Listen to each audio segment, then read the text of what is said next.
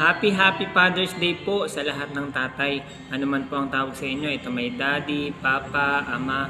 Happy Father's Day po. Saludo po ako sa inyong pagtsatsaga, pagtitiis, kasipagan, sa lahat ng inyong ginagawa para sa inyong pamilya.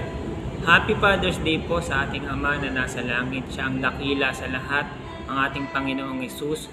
At kayong mga ama, tayong mga ama, ipagpatuloy natin ang pananampalataya, pagiging matibay sa lahat ng pagsubok sa ating buhay.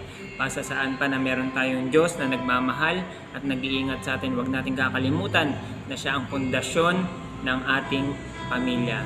Sige po, manalangin tayo. Panginoon Diyos, maraming salamat po sa buhay ng aming mga tatay, Panginoon, sa pagiging matibay, matatag sa lahat ng pagsubok upang mabigyan kami ng magandang kinabukasan.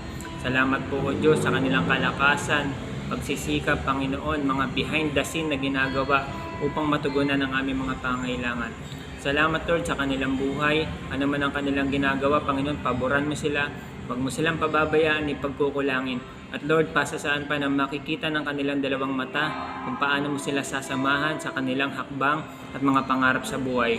Pagpalain mo sila, higit sa kanilang naisip, nakita at nagawa. Salamat po Panginoong Hesus sa umagang ito. Pinupuri ka namin, pinasasalamatan. In Jesus' name, Amen and Amen. Happy Father's Day po. God bless.